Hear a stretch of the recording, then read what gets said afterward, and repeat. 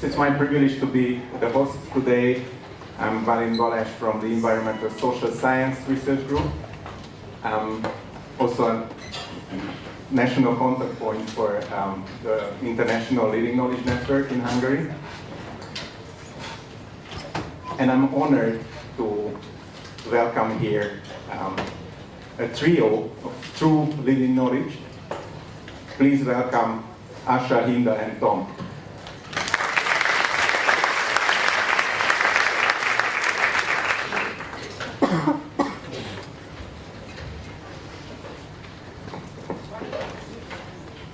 Hi everyone, can you hear me? Morning. Because it's the first thing in the morning, I think it's really important to do some sort of like movement before we start. That's the whole idea, isn't it? We have to be living. So can I ask, before we start this, I haven't asked you about your health condition, so please look after yourself and your body, but have fun. So can I get everybody standing, please? And all you have to do is just copy everything I do and say. Simple.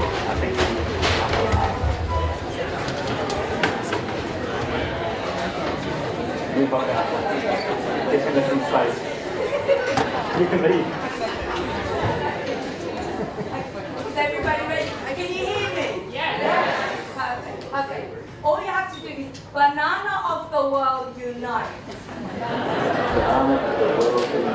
Oh, come on, guys, that was what I said. Come on, let's do this. Banana of the world unite. All right, peel banana.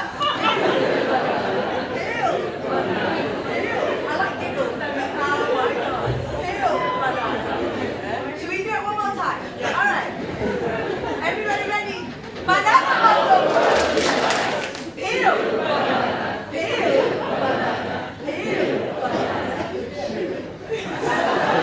Peel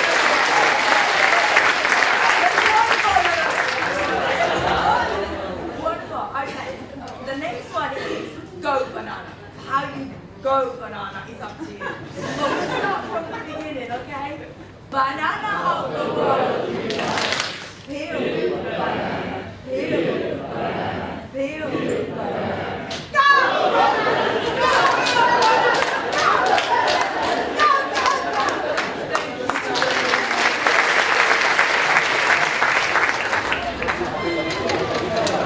Right, it's a bit hard to follow that, but I'll try. So, I'm Tom, and could we get an idea? We've heard there's all different sorts of people in the room, and it'd be nice to get an idea of who else is in the room before we go on. So, if you are based in a university, can you just put up your hand just so we get an idea? Okay, great.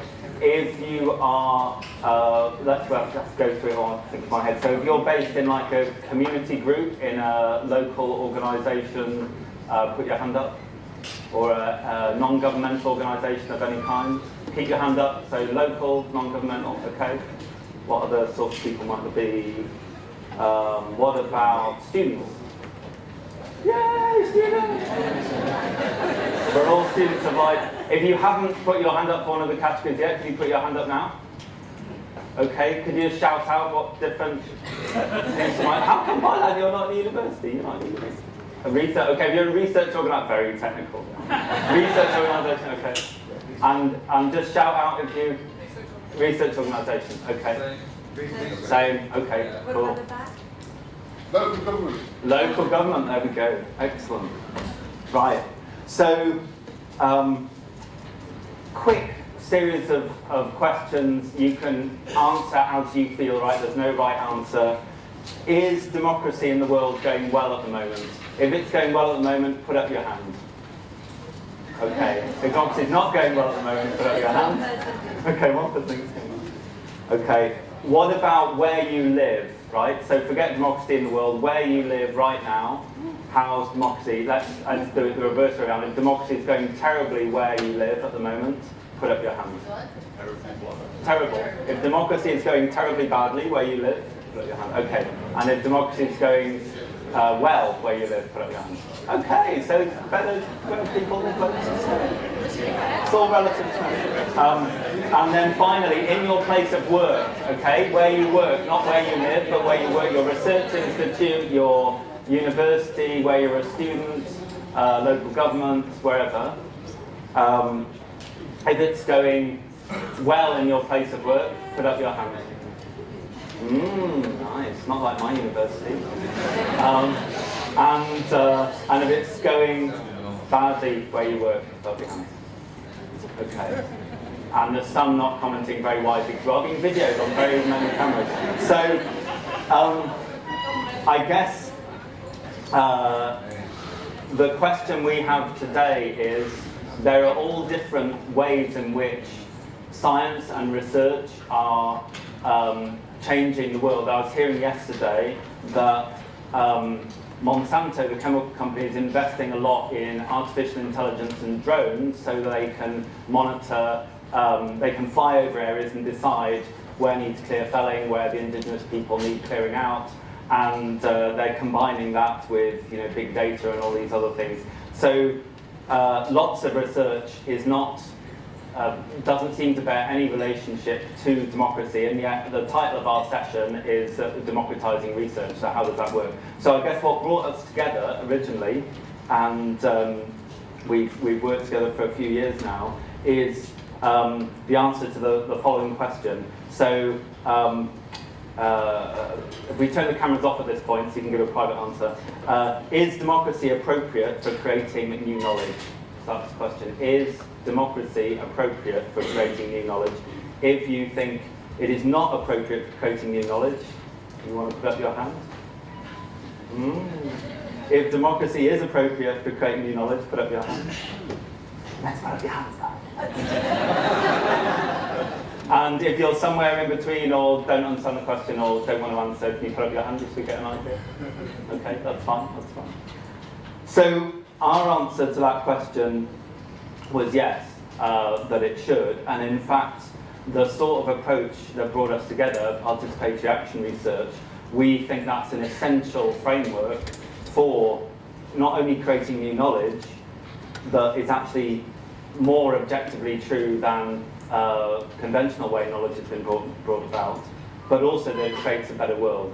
So we're going to talk to you a bit about participatory action research, and we're going to also give some examples so you can actually see what, particularly Nomad, represented here by Asher and Hinda, what they've been doing. And then we're going to have lots of discussion and interaction as well, and your chance to ask whatever questions you want. Let's just have a reminder of 20 years ago, and in many research institutions' head, what interaction with the public was like. So imagine me, I'm a new faculty member in the University of London, I'm on the subway, on the underground, and this is the advert, like on the subway you get these adverts. Dinner is served, thanks to engineers. Engineers are responsible for the design and manufacture of the appliances we are at home, not to mention the lighting and power, which we take for granted. Next year will be the year of engineering success. So forget the people who grew the crops to feed the chicken, forget the people who actually looked after the chicken, forget the people in the supply, it got the chicken from wherever it was and grew the vegetables, forget the labour of the, looks like a woman, doing the labour, and forget the fact that, some people in that picture's countries may have had their agricultural systems destroyed so that they could serve dinner on time at 5 to 8. So I think that is what participatory action research is challenging, and food is going to come up a bit in what you're going to hear from us. So I'm going to try and say what we mean by participatory action research, and I'm just going to summarize it with a couple of sentences. So it's a set of approaches that emerge from people who are in or who are working in close collaboration with communities who are experiencing oppression. So it's not just like we went to the local golf club, we went to a football ground and we talked to people. Participatory action research is saying people who haven't got the rights that they should have, the universal human rights, and the people who are suffering the most are the ones most urgently in need of collaboration. And in participatory action research, people who are previously marginalised are able to designate the focus of participatory and dialogue processes. And the sort of argument behind it that this poster completely ignores is that knowledge is possessed by everyone. All groups in society have knowledge, all contribute potentially to the sort of expertise that creates the world we're in and could create a different world. So the slogan, if there was a slogan of participatory action research, it would probably be the one adopted by the movement of people living with HIV, particularly women living with HIV, which is no research about us, without us, is for us. Has anybody seen a film that came out of France recently called 120 Beats Per Minute? You put your hand up if you've seen it. Yeah, if you've seen it. It's a fantastic film that actually doesn't use the term participatory action research, but it was people living with HIV and campaigners working with them, really challenging the French government, pharmaceutical industry, the researchers to say, well, why are you ignoring us? Why are all these drugs not being developed in a way that helps us? So there's another area that some of you may have come across or some of you may be interested in, which is sometimes called indigenous research, or it was popularised by a fantastic book some of you might know by Linda Tugwai-Smith called Decolonising Methodologies. So indigenous research has a lot of similarities. So I'm just going to quickly go through, and this is in a paper that's about to be published by Javier Sanchez Rodriguez and I, so I can send you all copies, so don't feel you've got to write like a crazy person. But these are the 6 elements that we think sort of encapsulate a lot of how we approach participatory action research.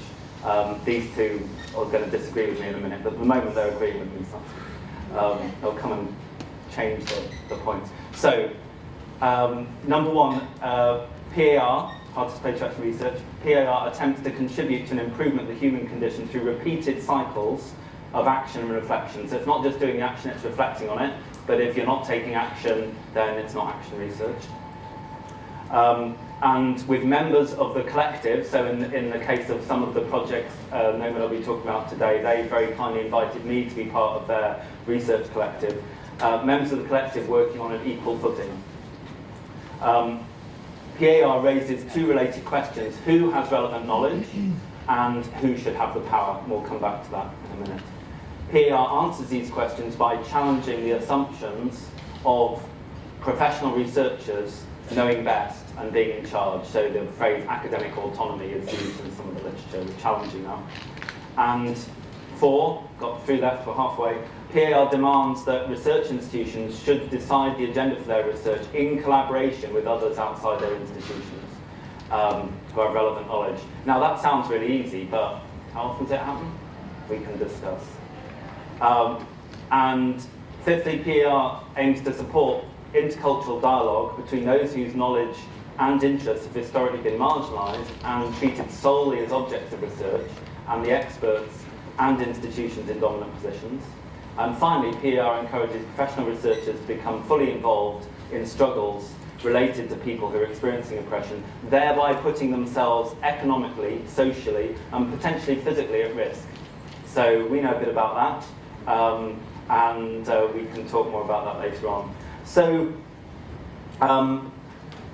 there's the sort of how PAR came about is sort of like something that also joins us together, because we have this mutual friend, Ros Norton, who's not very well at the moment, so we're sending lots of love to her back in Wales.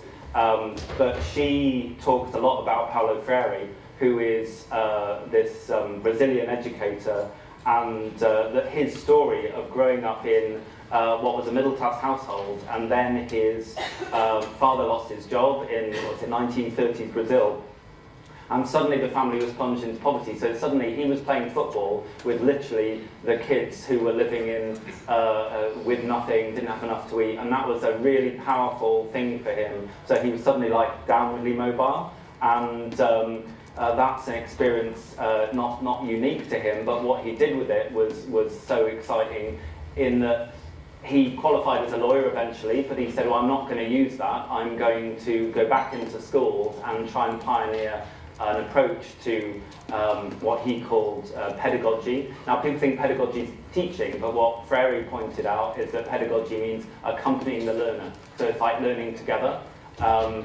So he pioneered this approach.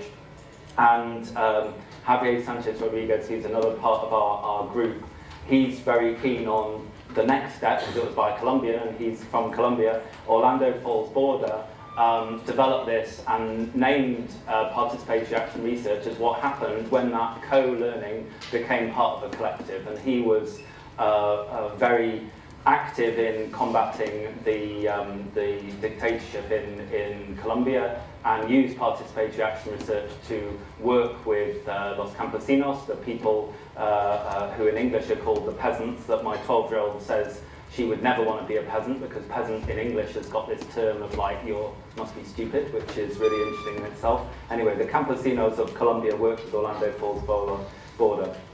I'll just say a tiny bit about indigenous research, because that's less talked about, but it's something that we put in the paper.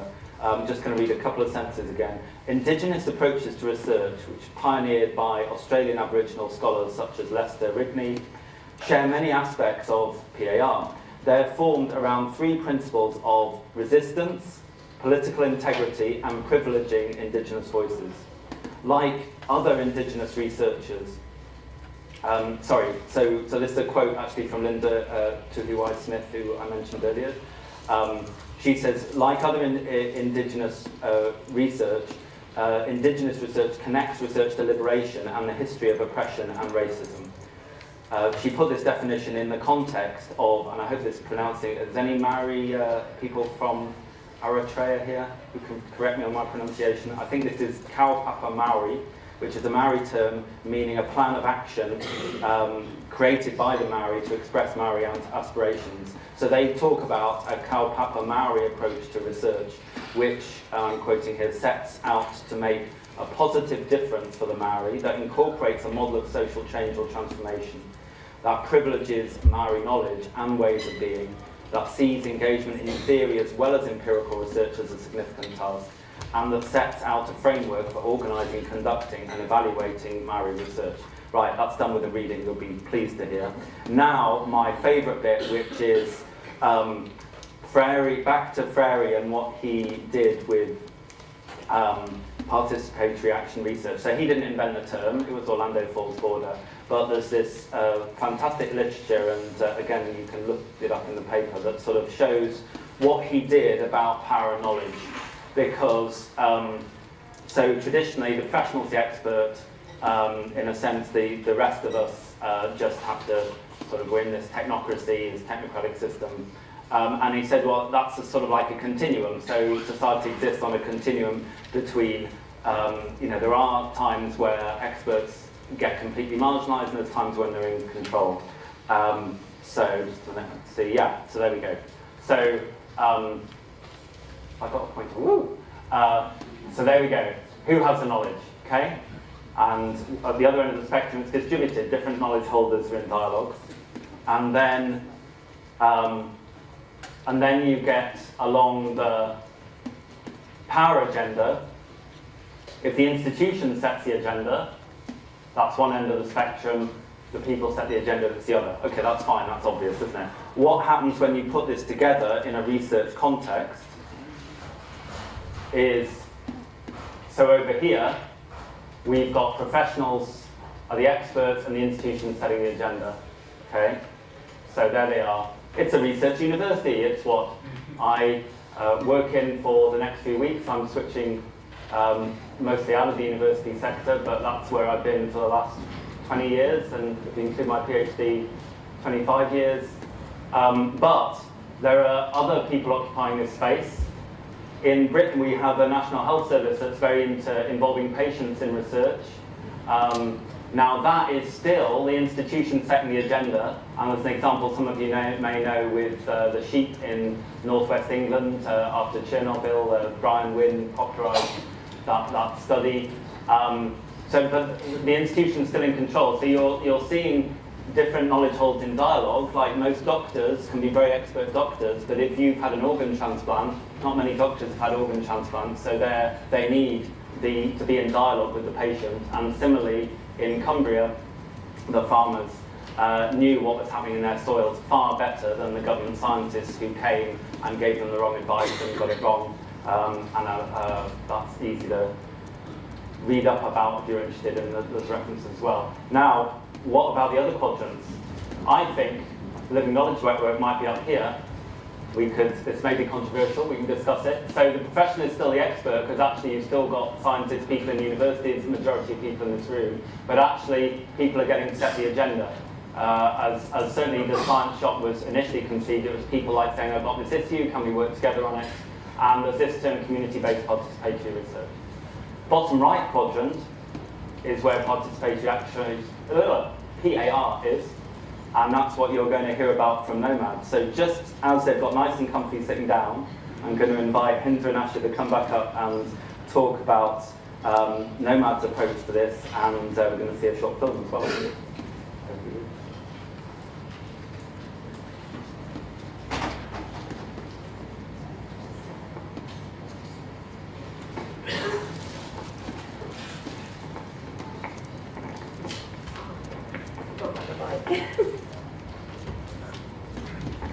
Hello. Thank you for that, Victor. I guess our kind of knowledge and kind of experiences kind of starts the other side of it, maybe more of a people's agenda. So I guess maybe we should tell you a little bit about Nomad and what it stands for actually. So Nomad is Nations of Migration Awakening the Diaspora.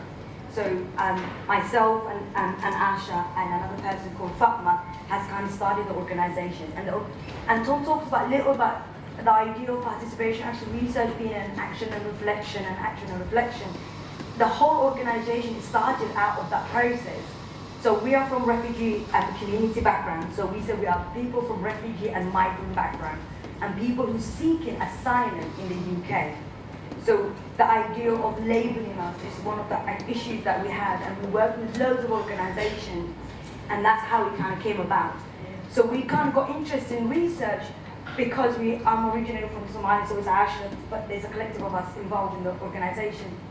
I don't know nothing about Somalia. Everything I research is all about the war. I want to know beyond that. And then we started looking through that, and we discovered in London, the Somali community are the most researched community done by non-Somalians. And everything about was, tell me your story. It's all about poverty and like for Africa, for this. And then at that time we were quite young, and we wanted to know what it was like to be in a country where we've never been to. Because you feel so attached to a place where your parents tell you stories, but when you research it, like some people can Google their heritage on Google and find out their ancestors. But then for us, we're like, how do we find out that history? We can't just Google it.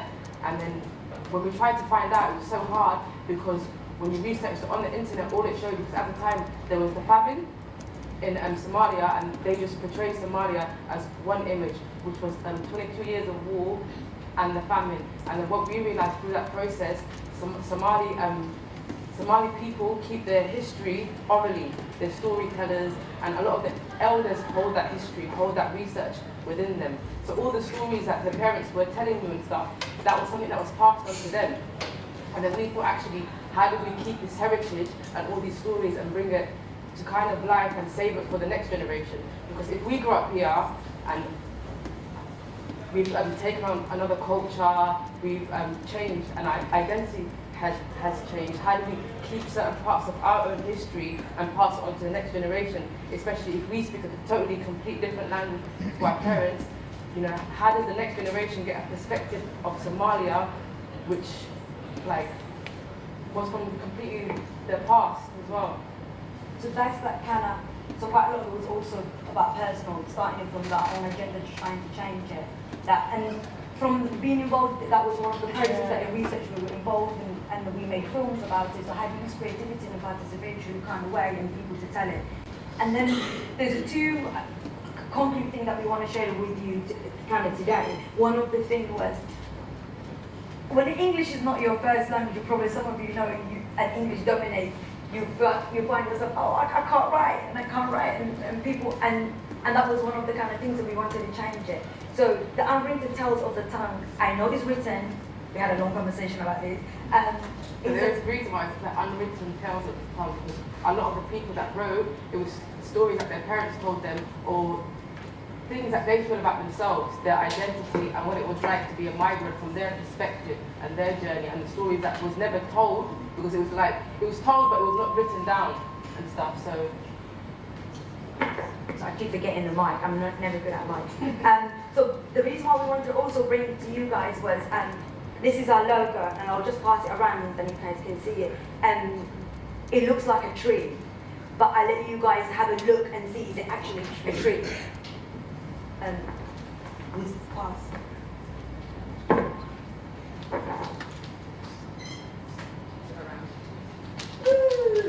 don't you just feel like it's like everybody's quite serious. Participation research needs to be fun. If it's not fun, you're doing it wrong. It's a key thing to remember.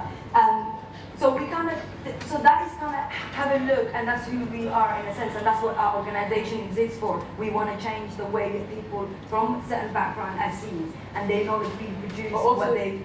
I like the organisation is built from people's reality, from our own perspective and our own, the things that we've learned as a community, and try to find tools that can make change for us, rather than somebody coming into our community, researching us and telling us, oh, these are the things that you need to change, these are the things that happen. But actually, as migrants, black Muslim women, like, how do we support our community from the journey that we had, and how do they make change for themselves? So we would say how we work is from our own realities, and how do we create spaces where people can talk about their own realities and make change for themselves.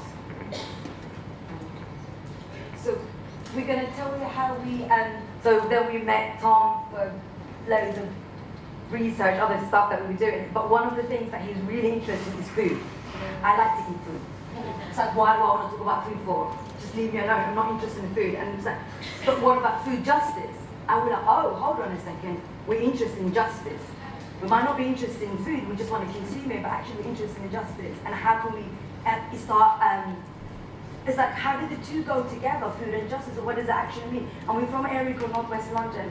Some of you might have heard Harrow, the school, that is the Harrow, and there's Harrow, which is a completely different area, and ranking in certain areas where we're from. We never force anything, so we're like, actually, let's just ask a question, because we always cook. So the reason why we're also interested in food is being always a tool we use to bring communities together. If you invite to your house to somebody, you cook for them. And the idea of cooking together and sharing food as a way to work together collectively in a comfortable setting around the table was one of the key things. So we're like, okay, that's interesting, let's talk about food. And as soon as we ask the question, what is food justice? Everyone's like, what? What is food justice?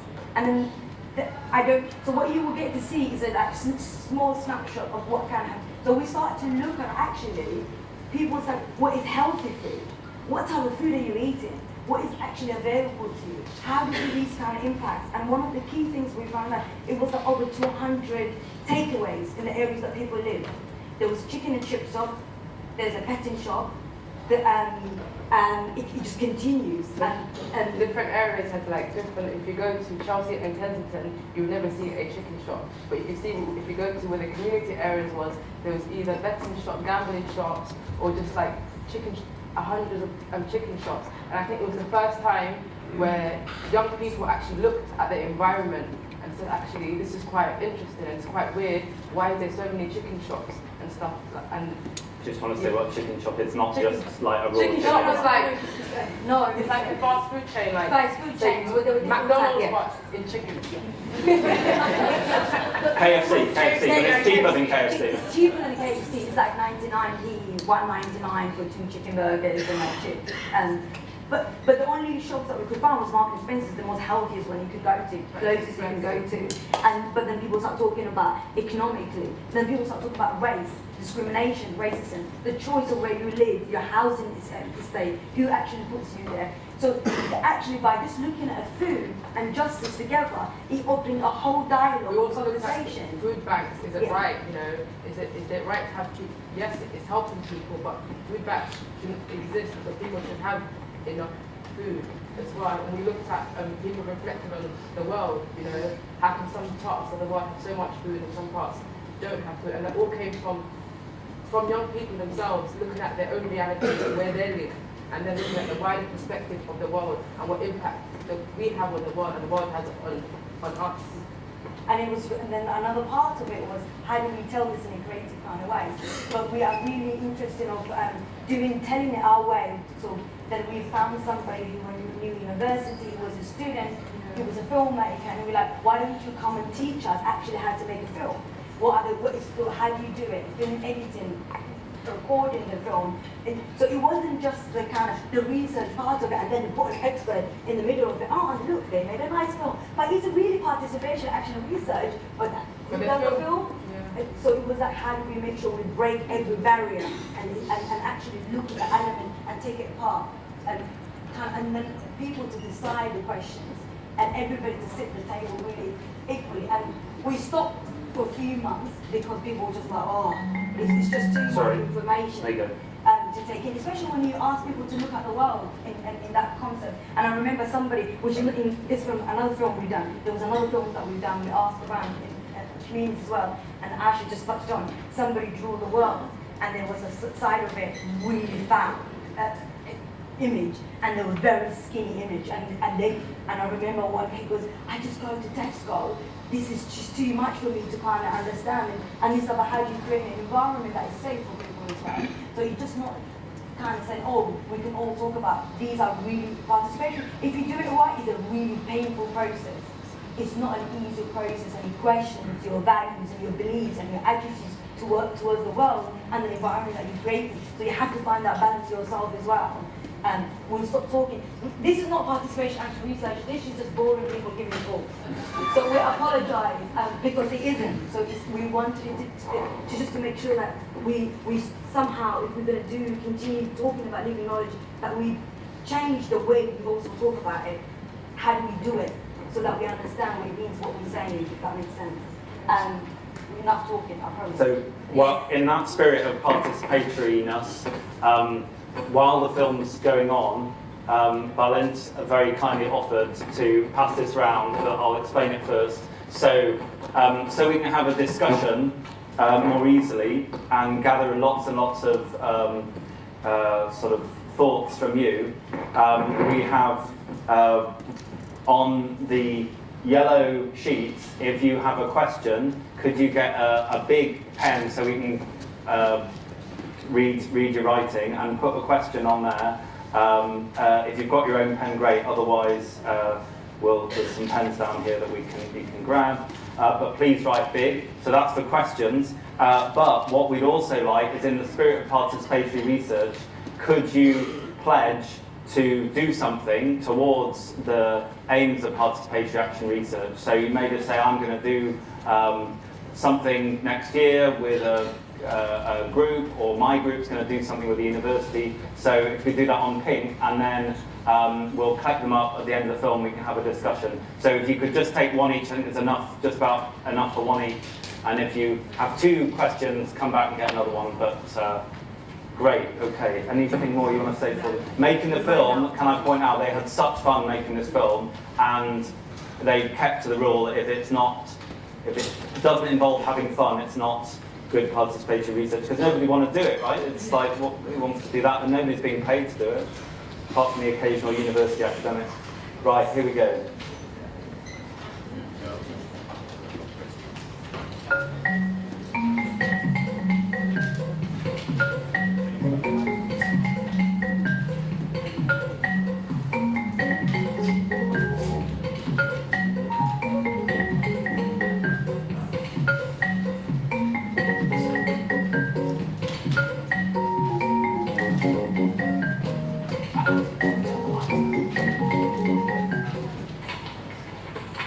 Hello all, I'm Asma.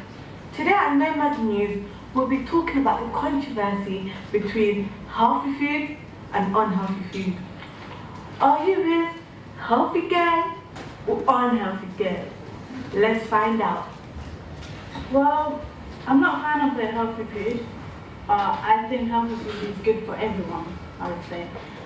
I think it's expensive too, but I always go for fast food because I'm a fan of fast food.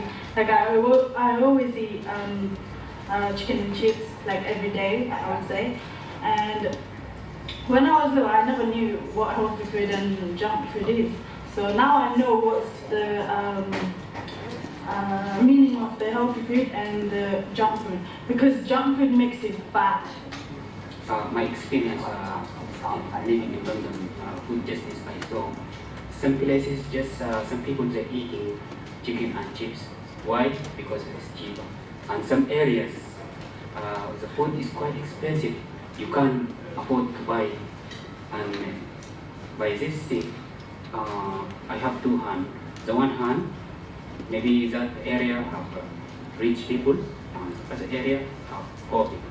Why people are going to buy chicken and chips? Because they don't have money to buy the food.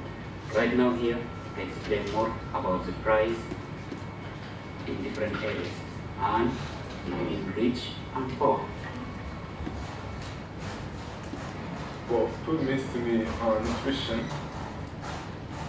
You're gonna skip to find to know who she is. Right. Why we don't have any decent places for us to eat. I'm Asma, and this has been Nomad News. Tune in tomorrow at 6 to see what the next topic is. Power to food. Good evening, lads and lasses.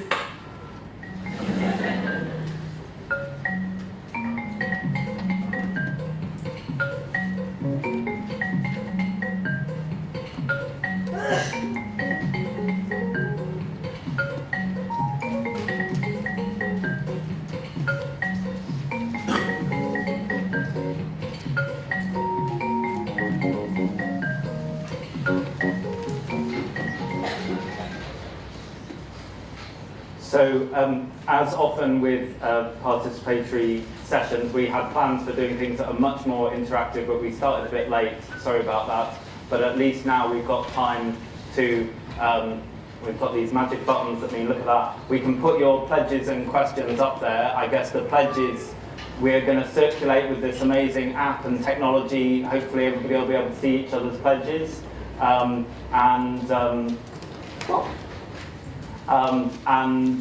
And we'll take the questions. So if you've got a question already, if you could either just shout it out, or you're very welcome to just put it up on the front as well, and we'll read it out. So over to Balan to oversee that.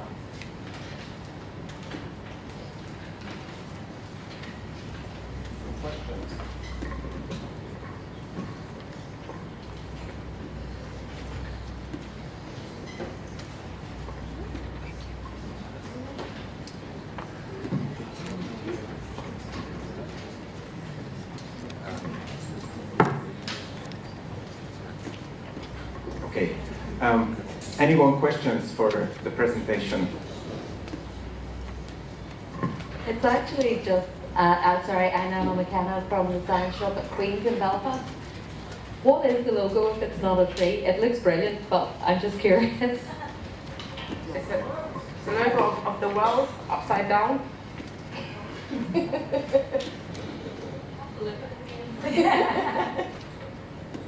It's taken a process of 3 years to make that just simple logo. Yeah. Participation actually is about building relationship and kind of really developing it so that it's owned by the community that is supposed to be there. The reason why we did it upside down is because we are from migrant communities. Borders, I'm sorry.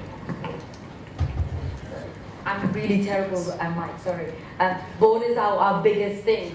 We're not allowed to travel certain areas, so we got to flip it and then we'll create our own. So nomad shaping our world is the kind of key thing, because the world that we believe exists at the moment is not fair to everyone based on where you were born. So one of the issues, so that's why it's flipped over and to create something better. If what you have is shit, create better. Create better research, create better institutions for yourselves, and only when we as a community say enough is enough and we're going to see a bigger picture, then I don't want to sound like a preacher, but it's really important to believe.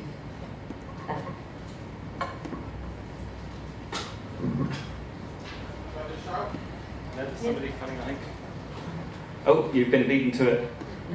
Go for it. Doesn't matter. No, stay with it. Let's stay with it. You're running around all day.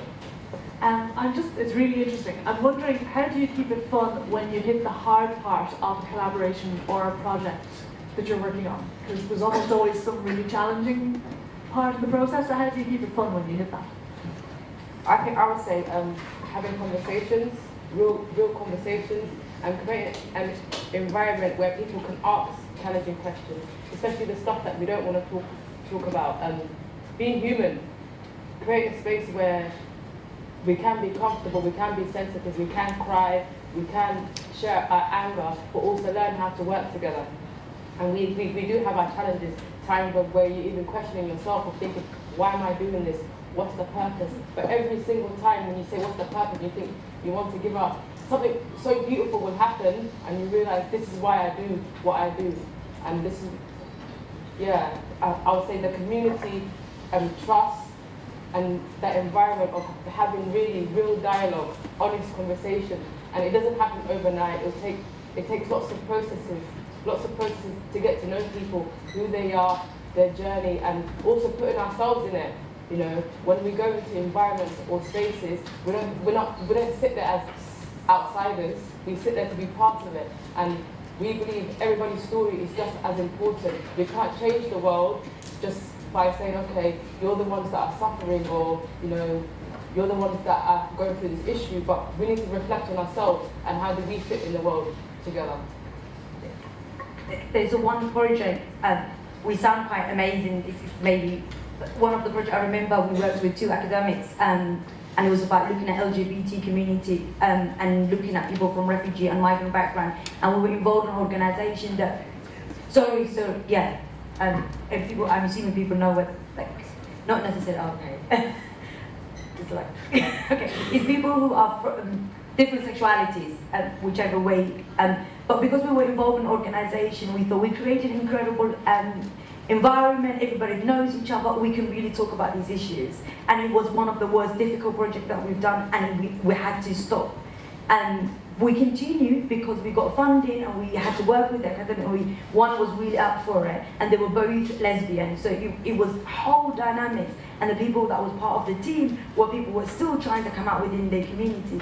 And we wanted to talk to people who their own country is legal to be in that sex. So it's like, the layers of it was so much that at the end we wrote a report saying this project fell apart because of all these issues. It wasn't, we were honest about the issues. We didn't look at this, we didn't look at this, we didn't look at this, and we didn't look at this. We just looked at the environment that we created. So I think, in a sense, I think it's just being reflective of your processes and as to be honest as you possibly can. So if I could just add something from the perspective of somebody based at the university, and actually I'm still going to continue to be a little bit associated with the university, just be a minority of my life. So I first met Hinder, I walked into their office and we just got a grant to do participatory action research. Great, right? Well, not great at all. I walked in and these guys like, what on earth have you put in that proposal? I'm like, well, I thought I checked it with you. No, you didn't check it with us. And to cut a long story short, the grant almost didn't go ahead. But in the following 6 years, this may not seem to be answering your question, but I think it does. There's a sort of, I had become institutionalized, like 25 years based in the university, to like people were just part of a research process, and it's a big like machine of research.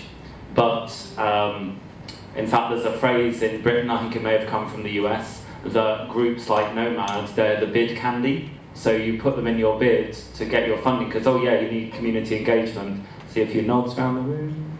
And actually in the 6 years of, and universities are great at that, right? You go to a university website from Cornell to Cambridge to Coventry, where I've been the last 4 years. They've got to show they're working with communities, but are they? And so over the 6 years, I guess I've got out of the university a lot more. I've left it to be with people where they are, and there's Javier put a line in this paper about being with people and sharing their struggle, and unless you are going to take some risks, why should they respect you? Because if you're just having a comfy life, it's like, well, they're taking risks all the time. What are you doing? They're not obviously not like walking in front of fast-moving vehicles deliberately, but just there are risks. Institutions don't like participatory action research. That's why it's still marginal. If there are institutions that do like it, then they soon find that they're taking risks and their boss doesn't like it, or they can't get funding for it. So and that actually makes it easier to have fun, because if you're working together as equals, you'll have fun. If there's like a hierarchy and you go, well, I better not make that joke, or I better not take the piss out of somebody, then it is it's not going to be fun. Yeah, actually my question was, you pretty much answered part of it about risks and university, and that universities of course are risk averse, but you need to take risks to engage in participatory action research. So I guess for someone who works in the UK, extremely risk averse nation, what advice do you have for researchers to try and engage in participatory action research, to kind of get it through university committees, to try and popularize participatory action research? Is there anything we can do to try, I don't know, lobby particular elements of university? It's a bit of a big, vague question, but any kind of tips or ideas to try and combat this risk-averse ethos, I find quite useful.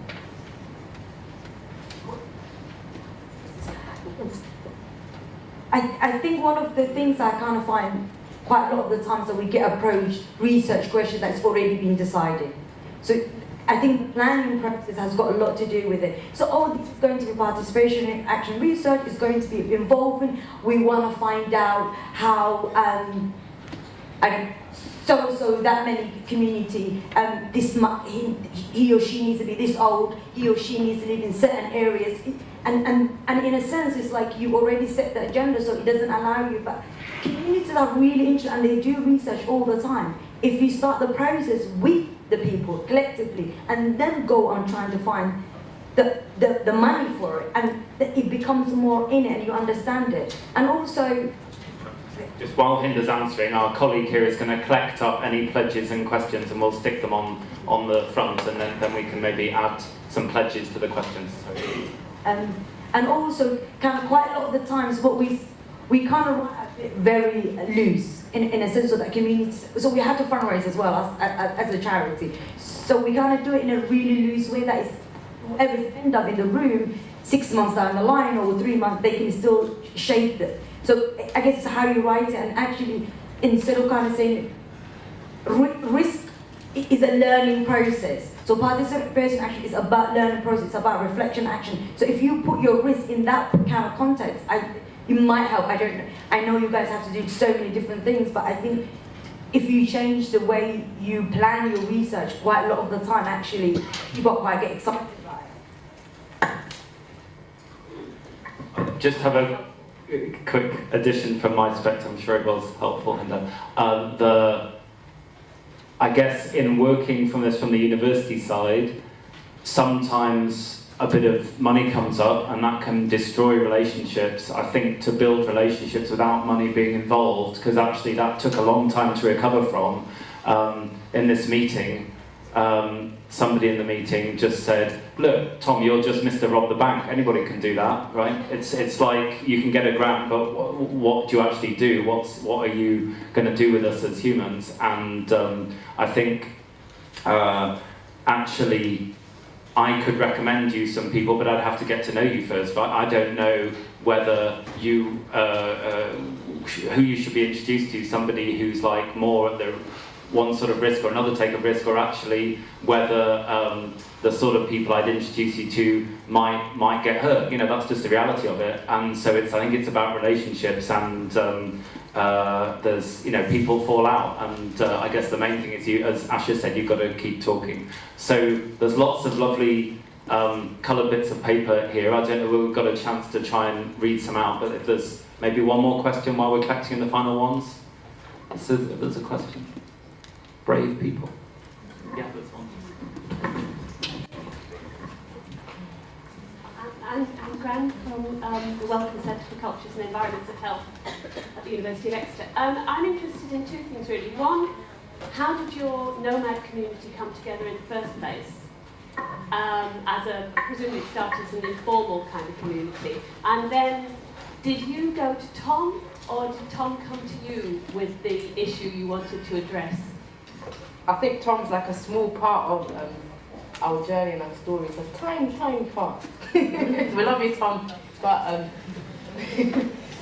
how did Nomad start? Nomad started from our own journeys, I think. We both have different stories, even the way I met Hinda.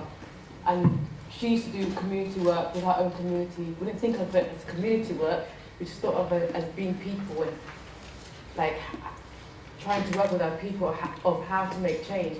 At the time I was like 18, a lot of young people in my area, my friends, were going to prison, and we kept saying, actually, what can we do to make change, or how do we stop this from happening?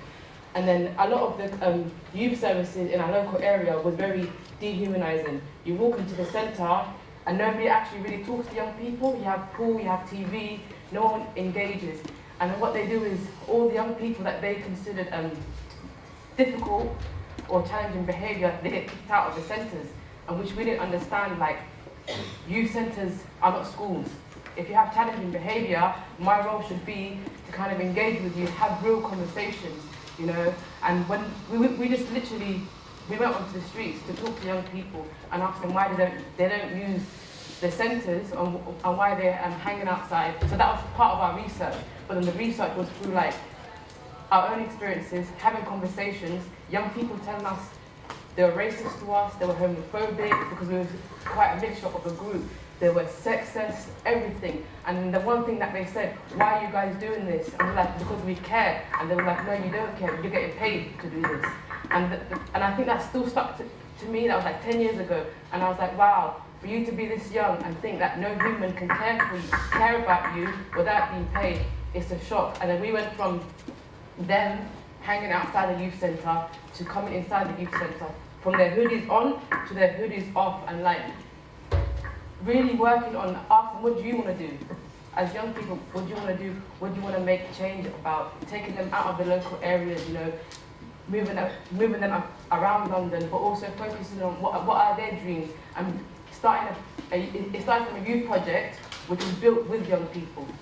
And our whole idea was, what do you as young people want to do? And what, you know, and they were like, what do we want to do? They didn't understand at all. They were so shocked even with that question, like nobody has ever asked them. Usually they build all the centres saying, oh, young people want to sing, they want to rap, they want to write music, or they want to do this, assuming, stereotyping, that's what young people want. And in the end, they'll think, why don't young people use these services? So we'll say, yeah, our story started from our own experiences, just being growing up in our local communities and trying to think, actually, how do we make change? And then from that, we worked with people, not for people, but with people, and that was our key. How do we work with people together to make that change? And now what's happened is a lot of the young people that have grown up, they've become leaders. So we're sitting here, and the organisation's been actually run by those very young people that some who've stayed and come back 10 years later and said, how do I keep on doing this? My passion, I want to continue. And now we're sitting here in Budapest, and it's been run by the community themselves.